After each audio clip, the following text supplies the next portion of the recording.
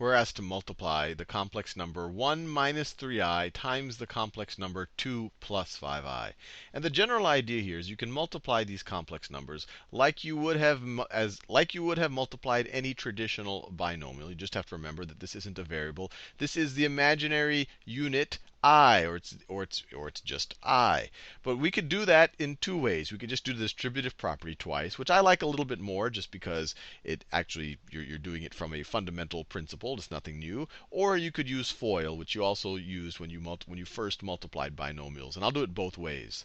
So you could view, this is just a number, 1 minus 3i. And so we can distribute it over the two numbers inside of this expression. So when we're multiplying it times this entire expression, we can multiply 1 minus 3i times 2 and 1 minus 3i times 5i. So let's do that. So this can be rewritten as 1 minus 3i times 2 times 2.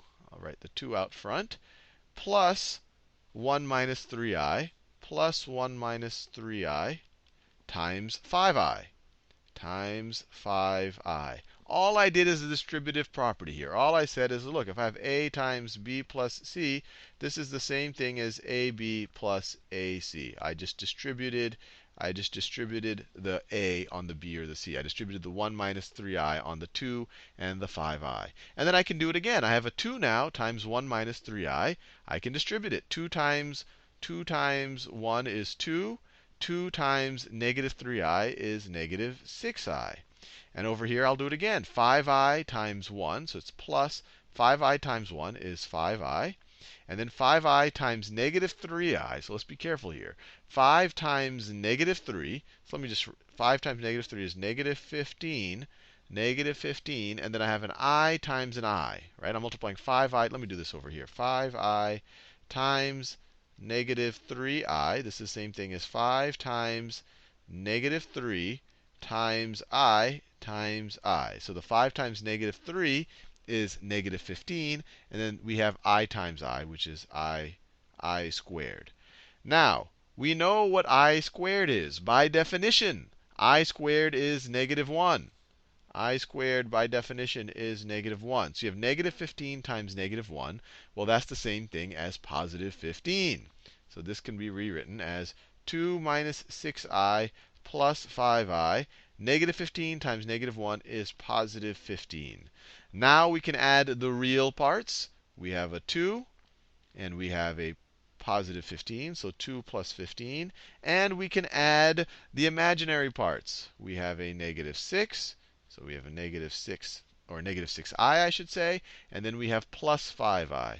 So plus 5i. And 2 plus 15 is 17. And if I have negative 6 of something plus 5 of that something, what do I have? Or if I have 5 of that something and I take 6 of that something away, then I have negative 1 of that something. Negative 6i plus 5i is negative 1i. Or I could just say minus I. So in this way, I just multiplied these two expressions, or these two complex numbers, really. I multiplied them just using the distributive property twice. You could also do it using FOIL, and I'll do that right now really fast. It is a little bit faster, but it's a little bit mechanical, so you might forget why you're doing it in the first place. But at the end of the day, you are doing the same thing here. You're essentially multiplying every term of this first number, or every part of this first number, times every part of the second number. And FOIL just makes sure that we're doing it. And let me just write FOIL out here, which I'm not a huge fan of, but I'll do it just in case that's the way you're learning it. So FOIL says, let's do the first numbers. Let's multiply the first numbers. So that's going to be the 1 times the 2. So 1 times the 2. That is the F in FOIL. Then it says, let's multiply the outer numbers times each other. So that's 1 times 5i.